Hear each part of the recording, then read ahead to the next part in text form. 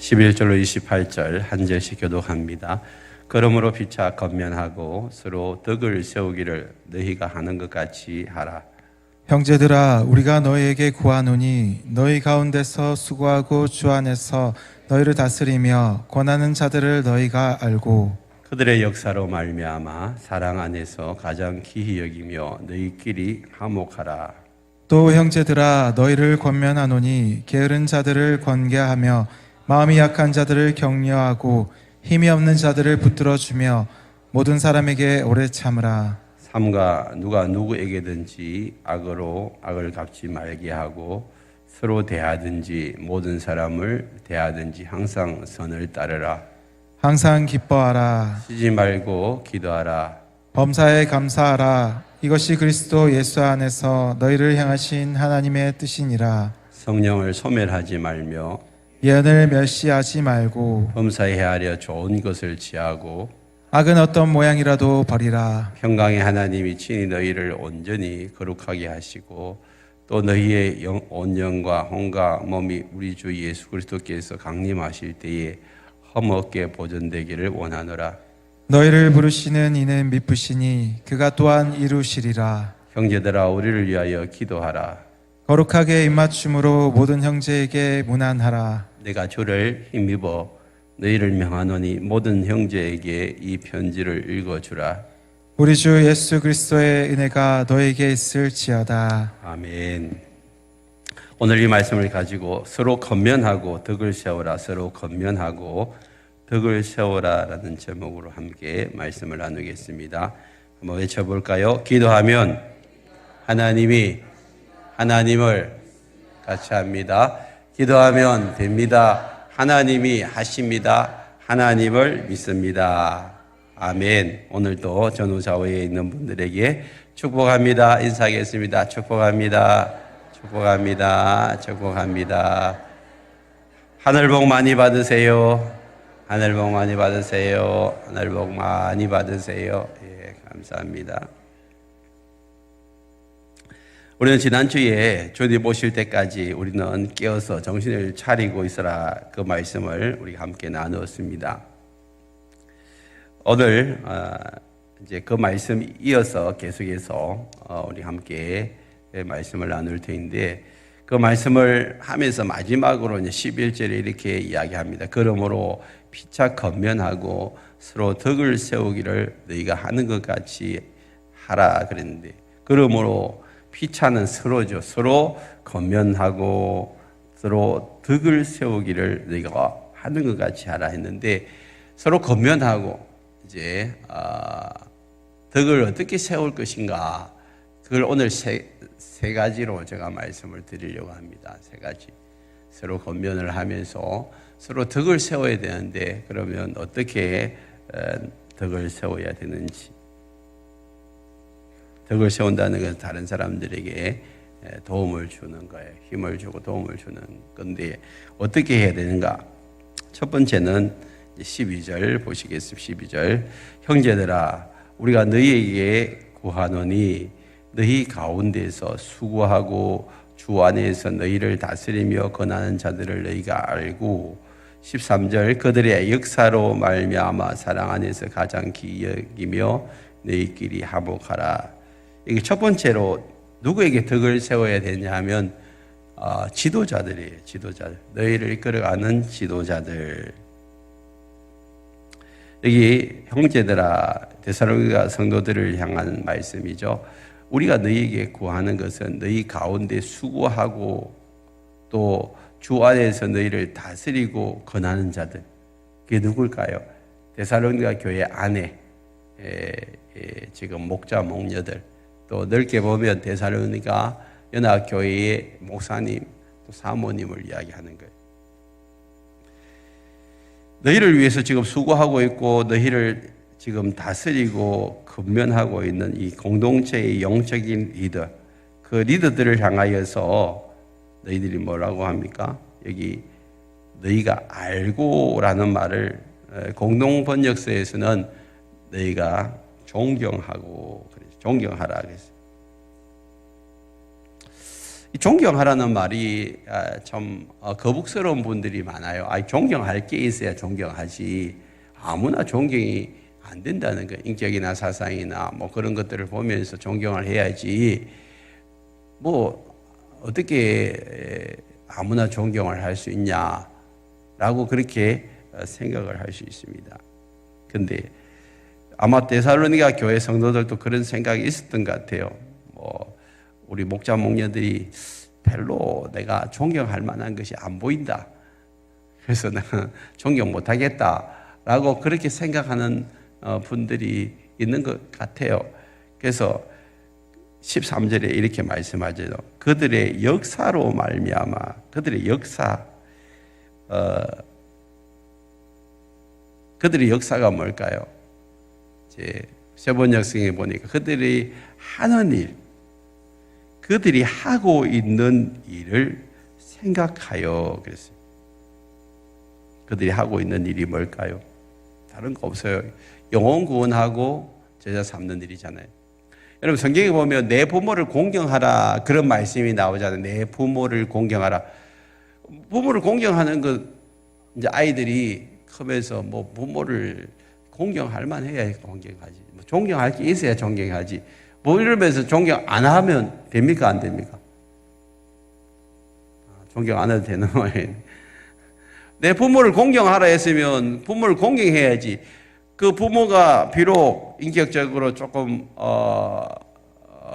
거칠고 또 존경할 만한 것이 별로 안 보인다 할지라도 부모가 하는 일을 보고 공경하라는 거예요. 그 부모가 하는 일이 뭐예요? 건강한 부모라면 그냥 일반적인 부모라면 자기 자식을 이제 자식이 태어나면 그 아이가 시집장가 갈 때까지는 그래도 그 아이를 잘 돌봐주고 보살펴주고 잘 크도록 성장하도록 그렇게 성심을 다해가지고 그냥 수고하잖아요. 애쓰잖아요. 근데 키우면서 자녀들이 볼 때는 우리 엄마 뭐 별로 인격적으로 뭐 존경할 것도 없고 별로 뭐 그런 생각을 가질 수 있어요. 그죠? 막 화도 잘 내고 그냥 뭐 제대로 뭐 양육하는 것 같지도 안 해도 그래도 아이들을 양육하잖아요. 그 양육한 그 일을 보고 부모를 공경하라는 거죠. 부모가 공경하는.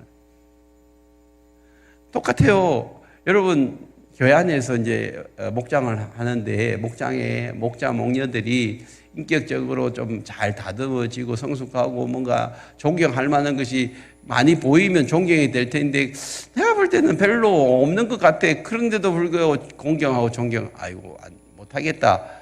그런 생각을 하실 수도 있는데 오늘 성경에는 뭐라? 그들이 하는 일, 그들의 역사가 하는 일이에요. 그들이 뭘 지금 하고 있냐? 뭐 때문에 저렇게 수고하고 뭐 때문에 저렇게 애쓰냐? 그 하는 일을 보고 그들을 뭐 하라고요? 가장 귀하게 얘기해요. 사랑 안에서 가장 귀하게 여기라는 것이죠. 우리 교회도 지금 목장을 하면서 참 많은 수고와 헌신을 하고 계세요. 참 우리 목자 목녀들이 존경스럽습니다. 여러분들이 목장을 잘 나오게 하기 위해서 늘 애쓰고 기도하고 수고하는 그런 일들을 여러분들이 이제는 좀 알아주라는 거예요.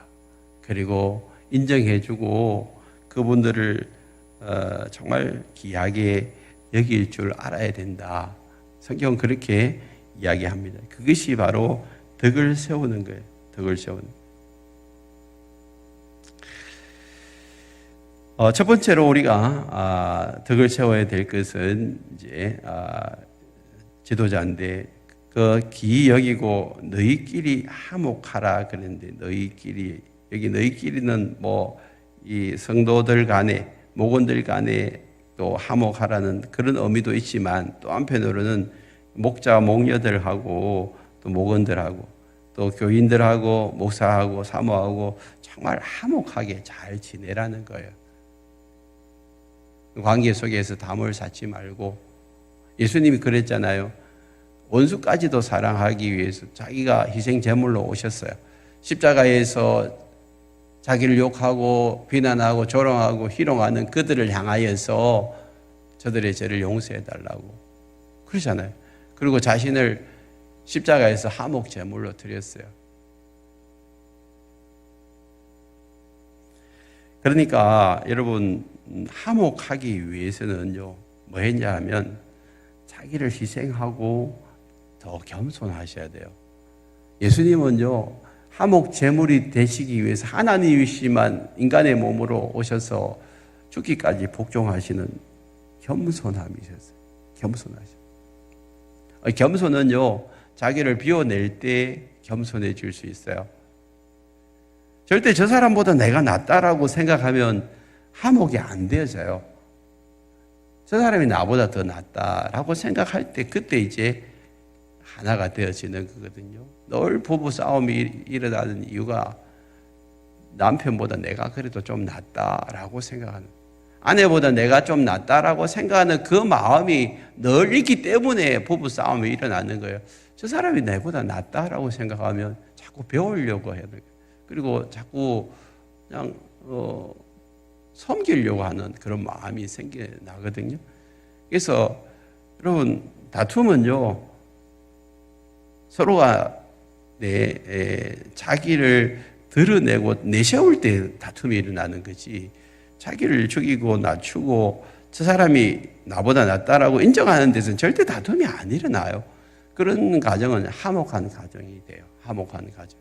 항상 저 사람이 내보다 낫다.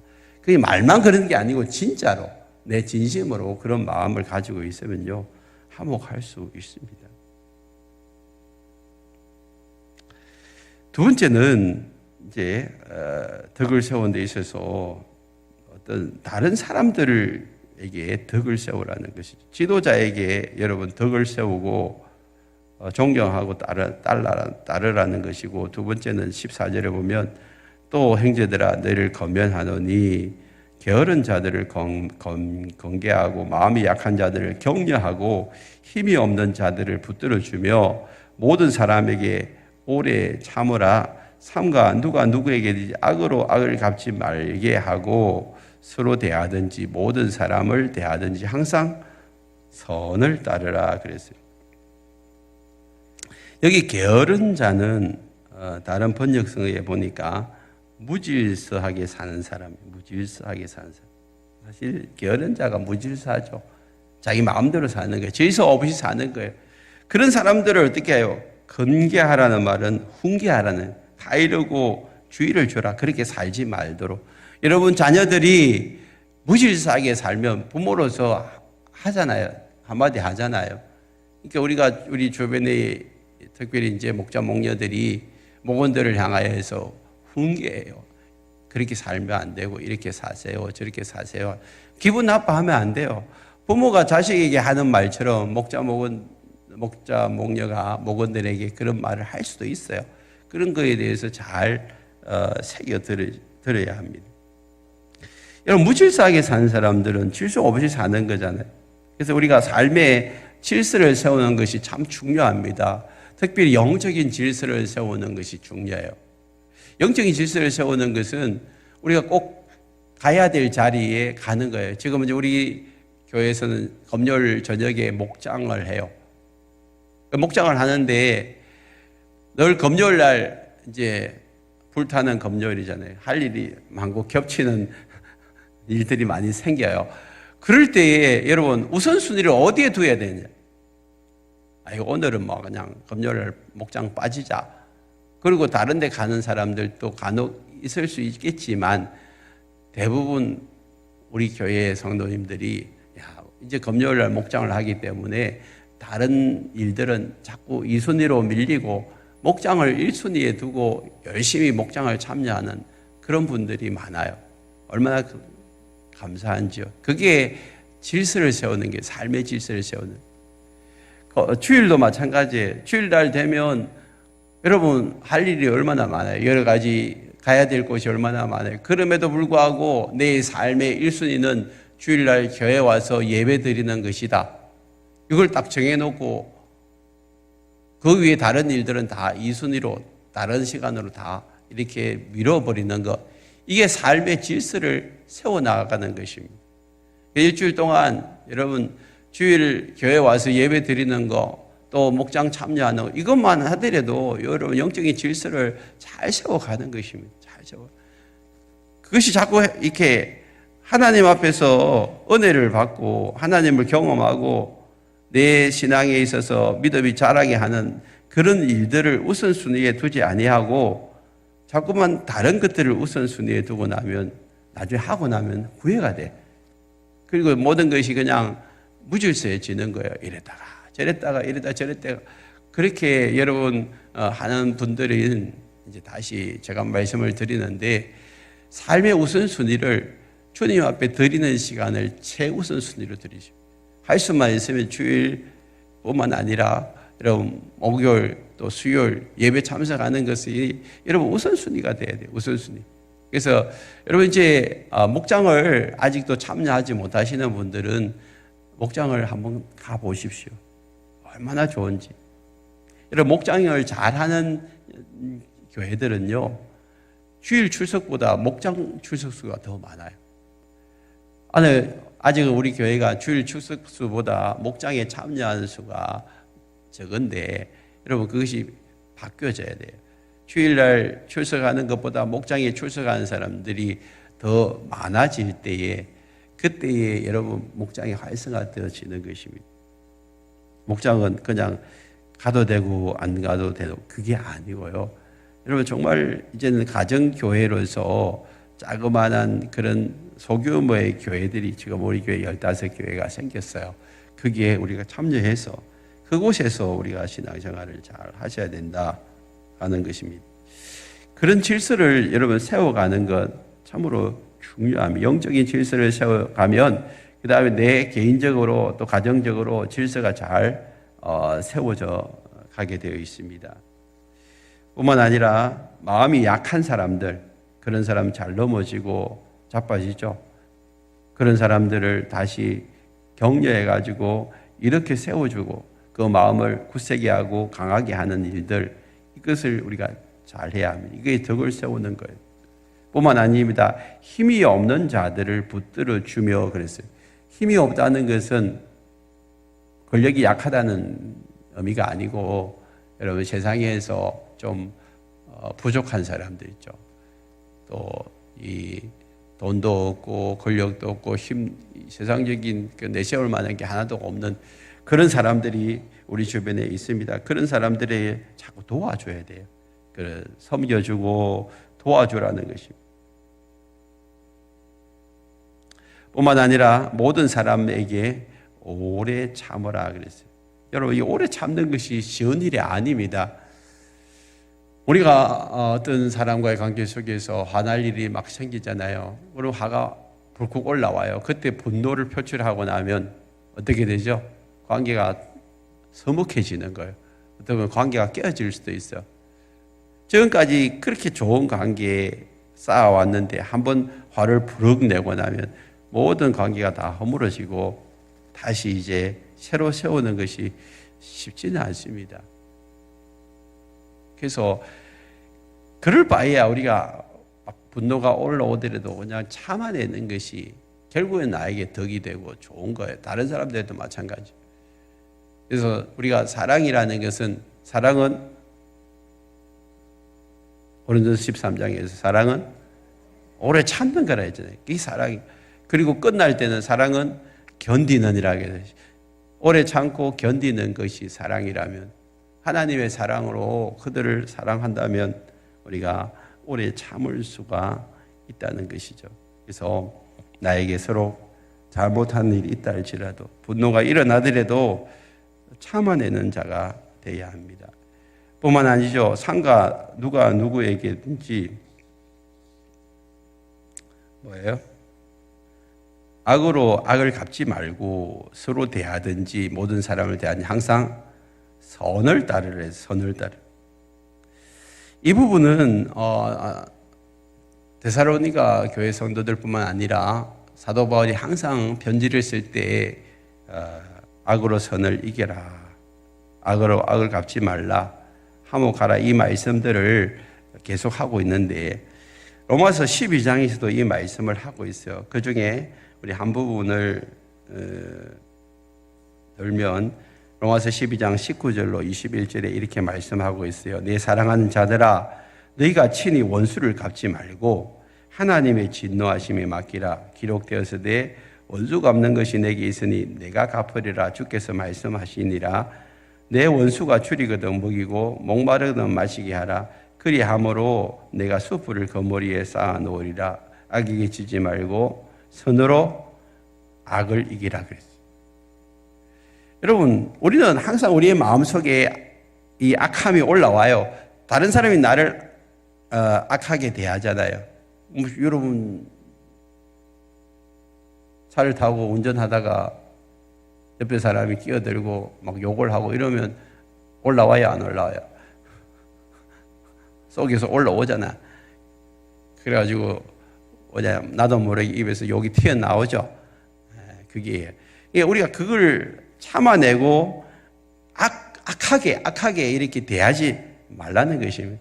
어떤 사람은 진짜 막 끼어들게 했다고 해서 자기도 그냥 가가지고 막 방방거리면서 끼어들고 결국에는 차를 멈춰 세우고 뭐 싸움하고 뭐 이런 일들이 간혹 일어나는데 제발 그러지 말라는 거예요. 저 사람이 나에게 잘못하더라도 그렇게 하지 말라. 오히려 뭐예요? 축복하라는 거예요. 축복. 나에게 운전을 잘못하는 사람이 하나님 저 사람 다음부터는 운전 잘하게 해주세요. 이렇게 기도하면 되지. 그죠? 나에게 잘못한 일이 있는 사람에게 하나님 다음부터는 이렇게 하지 않도록 저 사람의 마음을 바꾸어 주세요. 그게 축복하는 거지. 축복하는 거지. 그래서 원수를 향하여서 축복하라는 것입니다. 그 사람이 나에게 악을 행해도 모든 사람에 대해서 항상 선을 따르라. 이 모든 사람에게 선을 따르라는 말은 나는 그 사람에게 좋은 일을 좋게 대하려고 애쓰라는 거예요. 좋게 대하려고. 저 사람 비록 나에게 나쁘게 대하고 나쁘게 말하고 나쁘게 행동하더라도 나는 그 사람을 향하여서 항상 좋게 대하고 좋게 말하고 좋게 행동하려고 애를 써야 된다. 그것이 다른 사람들을 향하여서 덕을 세우는 것이다. 그 말씀을 하고 있는 거예요. 뿐만 아니죠. 세 번째는 뭐예요?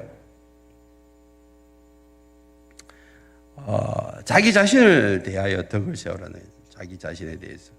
16, 17, 18절 여러분 잘 아시는 말씀인데 항상 기뻐하라, 쉬지 말고 기도하라, 범사에 감사하라. 이것이 그리스도 예수 안에서 너희를 향하신 하나님의 뜻이니라. 자, 이 말씀이 너무 좋은 말씀이지만 참 어려운 말씀이에요. 그냥 기뻐하라, 기도하라, 감사하라 하면 아멘. 그죠? 기뻐할 수 있고 기뻐 안 할 수도 있고 기도해도 되고 안 해도 되고 감사해도 되고 안 해도 되고 뭐 내가 필요하면 기뻐할 수도 있고 슬퍼할 수도 있고 또 기도할 때가 있죠. 기도 못할 때도 있어요. 감사할 때도 있고 감사 못할 때도. 이러면 이제 우리가 선택의 폭이 넓어지는데 앞에다 단서를 딱 집어놨어요. 뭐라고요? 어떻게 기뻐하라고? 항상 기뻐. 여러분 항상 기뻐합니까? 여러분 항상 기뻐하고 있어요. 24시간 동안. 지난 일주일 동안 한번 돌아보세요. 여러분 항상 기뻐하셨어요? 그러면 못했지. 그럼 이 말씀에 비추면 우리가 지금 큰 잘못을 한 거지. 쉬지 말고 기도하랬는데 여러분 잠 안 자고 24시간 기도하셨어요? 그러면 이 말씀에 비해 가지고 잘못한 거니까 이게 또 죄진 거잖아요. 그러면 범사에 감사, 모든 일에 감사했는데 여러분 모든 일에 감사하셨어요? 대답이 없네. 하셨어요? 모든 일에 감사를 다 못해요. 저도 못해요, 지금. 항상 기쁘도 못했고, 범사에 감사도 못했고, 24시간 안 자고, 잠 안 자고, 기도도 못했어요. 아니, 우리가 그렇게 살 수 있는 사람이 한 사람도 없어요. 이 말씀대로 살 수 있는 사람 한 사람도 없어요. 그런데도 불구하고 이 말씀을 하면서 우리는 못한다는 사실을 아시면서도 이 말씀을 하신 이유가 뭘까? 우리를 하여금 야, 네 못하지. 나는 할 수 있는데 네 못하지. 까불지 마. 그러려고 하나님 말씀하신 거예요. 우리에게 정죄감을 심어주기 위해서 야, 그것도 못하나. 그러면서 맨날 야단치고 그냥 콕 끼어가지고 야 그럼 내 따라와 이렇게 하기 위해서 오신 거예요? 말씀하신 거 아니잖아요. 왜 이 말씀을 하셨어? 자, 여기 보니까 16절에 보면 여러분 이제 우리는 못하지만 가만히 생각해 보자. 항상 기뻐하는 삶을 살면 좋을 것 같아요? 안 좋을 것 같아요? 좋을 것 같죠? 항상 기뻐하는 삶이 어디에 있을까요? 로마서 14장 17절 보세요. 로마서 14장 17절. 하나님의 나라는 먹는 것, 마시는 것이 아니요 오직 성령 안에 있는 의와 평강과 희락이. 이 평강이라는 피쓰고 희락이는 기쁨이에요. 기쁨. 하나님 나라 안에는 항상 오를 어쩌니까 옳은 것만 있고 항상 마음이 평안하고 희락이 넘친다. 기쁨이 넘친다. 이게 하나님 나라예요. 그럼 항상 기뻐하는 삶을 살 수 있는 삶은 이 땅에서 존재하는 것이 아니라 우리가 천국 가면 항상 기쁨이 넘치는 삶을 살아요. 그러면 항상 기뻐하라 이 말씀은 현실 속에서 주님이 말씀하시는 것은 이 땅에서 천국의 삶을 누리며 살아라. 다시 말하면 천국의 맛을 말하는 거예요.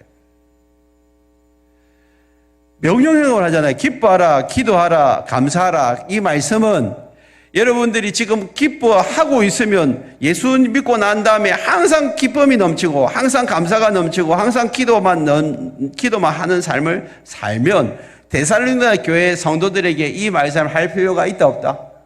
없지. 왜 그렇게 살고 있는 사람에게 굳이 하라 마라 할 필요가 있어요 없어요? 없잖아요. 데살로니가 성도들이 지금 이렇게 살고 있어요 못 살고 있어요? 못 살고 있으니까 하라는 거지. 못 살고 있으니까. 그러니까 우리가 이 땅을 살아가면서 항상 천국의 삶을 100% 살고 있으면 뭐가 문제가 있겠어요? 근데 못 살고 있으니까 데살로니가 교회 교인들이 그렇게 믿음 생활이 좋고 그 주변에 마게도냐와 그 밑동네 아가야까지 전국적으로 믿음의 소문이 난 성도들이라. 믿음의 소문이 난 사람. 그런데 믿음 좋다고 소문난 성도들조차도 지금 항상 기뻐하지 못하고 있는 거예요. 그게 우리의 인간의 본성이에요. 저나 여러분들은 마찬가지예요. 그러면 항상 기뻐하지 않고 범사에 감사하지 못한다고 또 24시간 기도하지 못한다고 여러분 주눅 들지 마세요. 뭐 그것 때문에 천국 못 가는 거 아니에요. 어? 천국은 다 가게 돼 있어. 뭐 하면? 주무세요. 뭐 하면?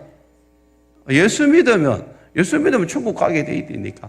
이게 우리가 항상 기뻐해야 될 이유는 천국 가려고 하는 것이 아니고 이 땅에서 천국의 삶을 맛보며 살기 위해서. 맛보면서 우리가 이 땅에서 항상 기뻐하면 천국이잖아요. 그 천국의 삶을 맛보면서 살게 하고 싶은 그 마음이 우리 하나님의 마음이에요. 그 천국에서 삶을 살려면 어떻게 살아야 되냐? 자, 우리가 하나님이 기쁨의 근원이에요. 찬송가도 그렇잖아요. 기쁨의 근원 되시는 예수를 위해 삽시다. 예수님이 기쁨의 근원이에요. 그 모든 기쁨이 하나님으로부터 오고 예수님으로부터 온다면 지금 내 마음속에 슬픔이 오고 한숨이 찾아오고 두려움이 밀려올 때 어떻게 해야 됩니까?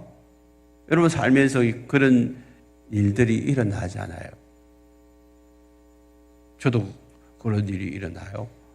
이번 주도 마찬가지. 이번 주도 어제 아침에 제가 이제 금요일 날 늦게 잤는데도 뭔가 꽉 눌리는 게 있어가지고 새벽에 2시 반쯤 잠이 깨지더라고요. 그 앞날도 마찬가지예요. 그 앞날은 제가 깨지가지고 그냥 2시간, 3시간 동안 설교 준비하고 말씀 읽으니까 너무 행복했어요. 근데 또 어제 아침에도 깨져요. 이거 안 되겠다 싶어서 이게 영적인 부분이구나 싶어서 제가 그냥 새벽에 교회로 왔어요. 찬양을 틀어놓고 함께 찬양하면서 기도 가운데 들어갔어요. 1시간 반, 2시간. 너무 좋았어요. 이제 제가 외국은 잘 못하지만 그 찬양 가운데서 이제 은혜를 많이 받는데 거기 보니까 Pure by fire, pure by fire 하는 그 두려움은 떠나가라, 두려움 떠나가라 그런 찬양. 그리고 이제 서라운드 하나님이 우리 주변을 둘러 진쳐 주시고 나를 보호해 주신다. 그 찬양을 따라하는데 너무 좋은 거야. 그러면서 제 마음속에 있는 이게 묶여있고 눌려있는 것이 확 풀어지기 시작하는, 마음의 평안이 찾아오기 시작하고, 그제서야 내 마음속에 다시 기쁨이 회복되어지는 거예요. 아멘. 그러니까 우리가 삶에 있어서 어떤 환경 때문에, 문제 때문에, 사람 때문에 묶이는 경우들이 종종 있어요. 아무 이유 없이 악한 영이 내 마음을 묶어버리고 내 마음속에 있는 평화와 기쁨을 다 빼앗아가 버렸을 때, 내 마음이 기쁘지 않을 때, 내 마음이 슬플 때, 내 마음이 힘들 때, 내 마음이 두려울 때, 그때 뭐 해야 되죠? 기도해야 하는 거예요. 기도하는. 네가 항상 기뻐하고 싶니? 그렇다면 네가 쉬지 말고 기도의 자리에 나오라는 거예요. 이게 주님이 우리에게 주시는 방법이에요. 방법. 기쁨을 회복하기 위한 방법이에요. 여러분, 막연한 두려움이 찾아오고 근심이 우리를 짓누를 때에 어떻게 하라고요? 기도하는 거예요. 기도하다 보면 갈 바를 알지 못하는 것을 알게 해주시고 이유를 깨닫게 해주시고 나도 모르게 나를 묶고 있는 모든 어둠의 세력, 눌림이, 묶임이 떠나가게 하실 줄 믿습니다. 그리고 새로운 깨달음을 주시는 거예요. 사실 목적과 이유를 알지 못할 때, 왜 이런 일이 나에게 일어나냐고, 왜 힘든 일이 이렇게 생겨나는지 내가 깨닫지 못할 때에는요, 감사가 안 나와요. 근데 그걸 하나님이 기도 가운데서 알게 해주시고 깨닫게 해주시면, 영적인 시야가 열리면 그때부터 감사가 나오는 거예요. 그래서 범사에 감사가 되는 거예요. 범사가. 하나님이 이런 일 때문에 감사하라고 하시는 거구나. 그래서 기도할 때 하나님은 나에게 깨달음을 줍니다. 그때 원망, 불평이 감사로 바뀌는 거예요. 그럴 때 기쁨이 솟구쳐 나오는 거예요.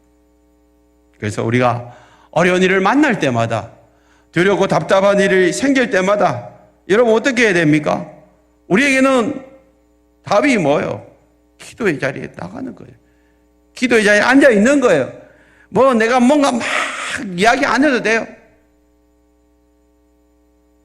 그냥 하나님 앞에 누리시면 돼요. 말씀하세요.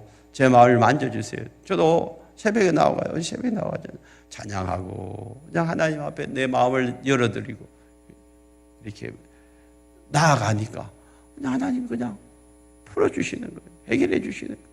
뭔가 막 요구하고 달라고 안 해도 그냥 누리면 되는 거예요. 기도 자리에 가서 하나님이 나에게 말씀해 주시는 걸 들으시면 되는 거예요. 그게 하나님과의 관계 속에서 또 친밀감을 회복하는 거예요.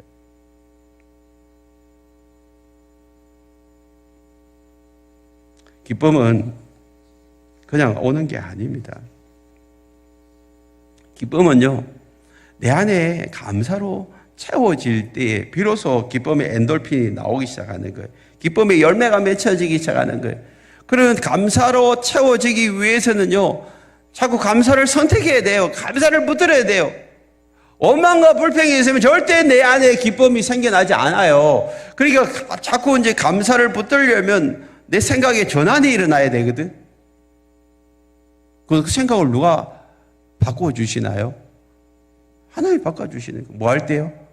기도할 때. 기도하면 내 마음을 바꿔주시고 생각을 바꿔주시고 그래서 감사가 내 안에서 터져 나오는 거. 나는 도대체 이해할 수 없는 일이 내 상황 속에서 펼쳐진다 할지라도 여러 가지 어려운 환경이 내 안에 닥쳐온다 할지라도 깨닫게 되면 감사가 되는 거예요. 왜? 결국엔 하나님 모든 걸 합력하여 선을 이루게 하시는 분이고 가장 좋은 길로 인도하시는 분이 하나님이세요. 모든 것이 합력하여 선을 이루게 하시기 위해서 그렇게 하시는 거거든요. 그래서 우리는 감사하기로 결정하십시오. 그러면 기쁨이 터져 나오는 거예요. 그 일을 하는 데 있어서 가장 중요한 역할을 하시는 분이 누구냐 하면 성령님이에요. 성령님. 그래서 19절에 보면 성령을 뭐 하지 말고 소멸하지 말라. 이 소멸이라는 건 불 끄지 말라는 소리거든요. 내 안에 성령님이 예수를 믿으면 오세요. 예수 믿으면 성령님이 오세요. 내 안에 성령님이 계신지 안 계신지 모르는 사람은 성령님이 오셨다 안 오셨다?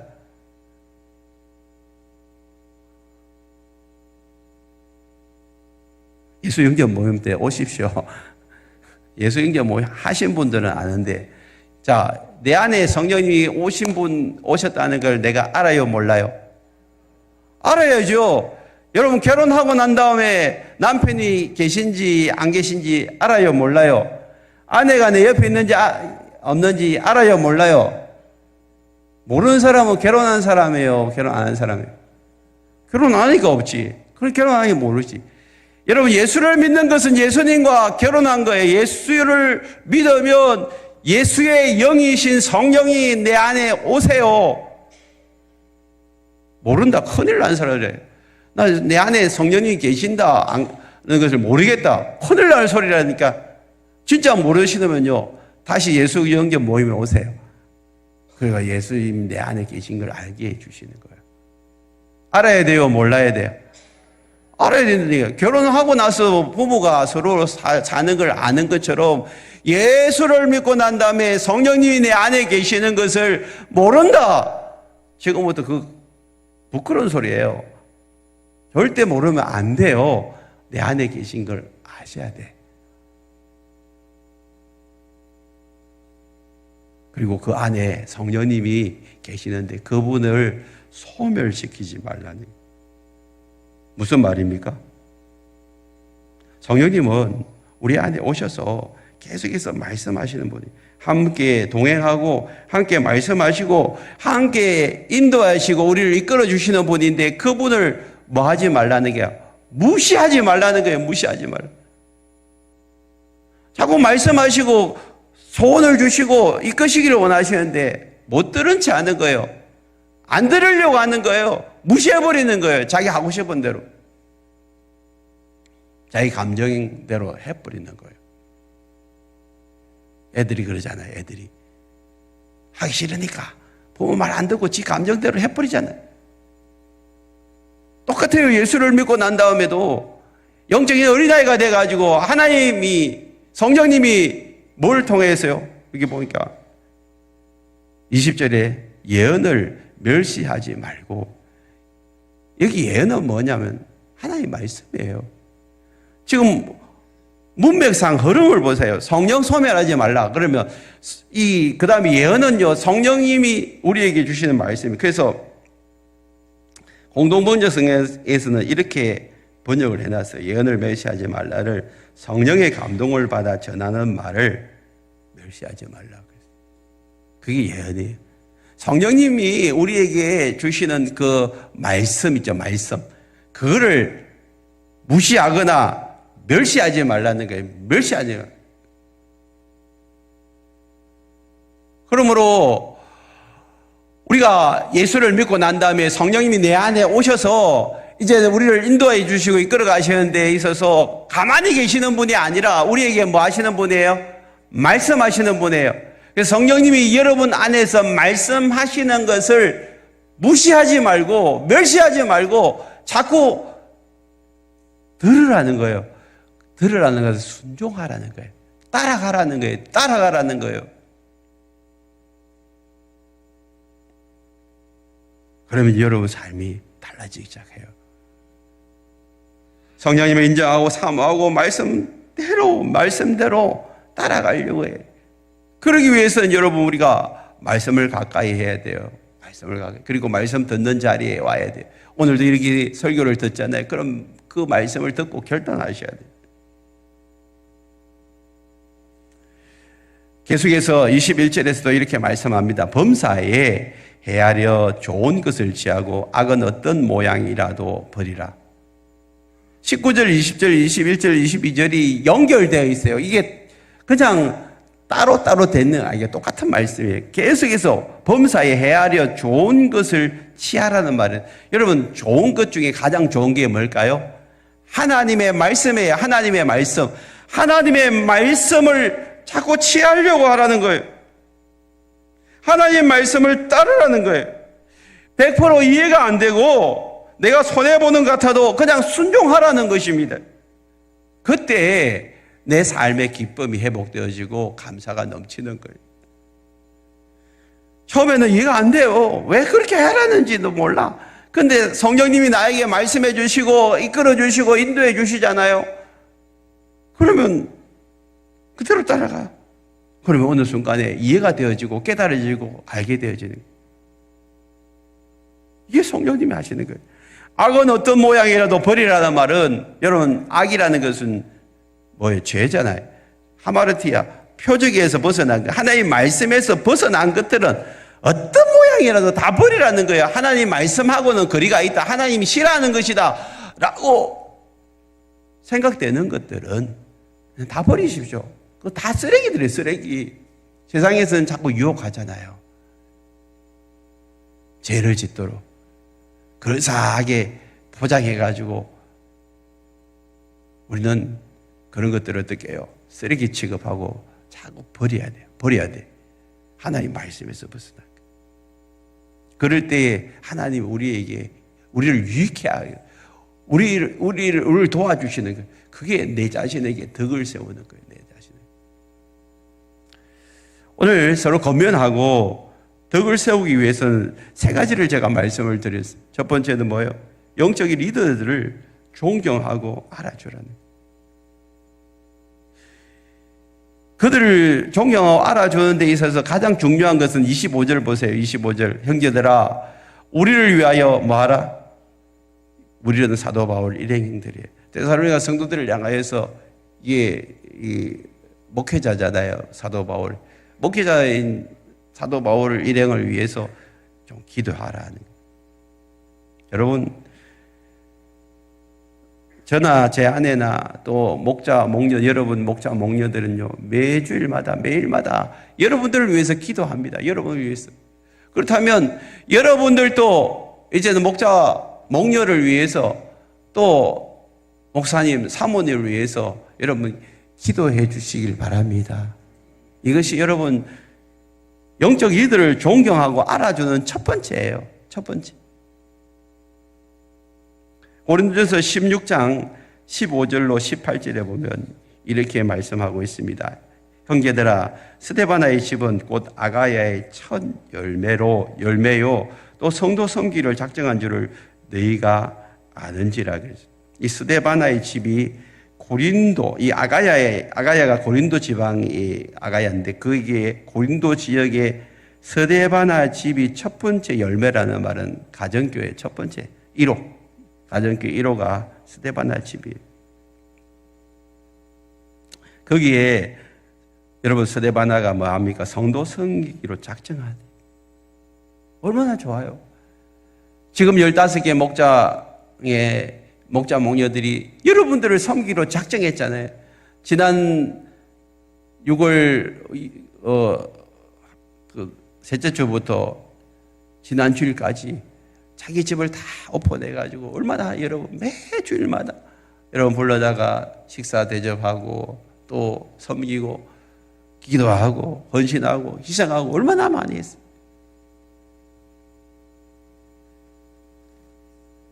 저는 늘 기도합니다. 여러분 강제로 그렇게 하라는 건 아니지만 여러분들이 자원하는 마음으로 감동이 되어지면 이제 여러분들도 집을 좀 오픈하세요.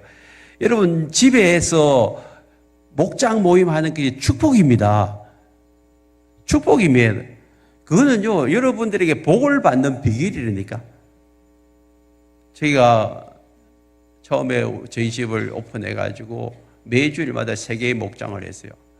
매주일마다 3번의 목장을 했어요. 목장 모임을.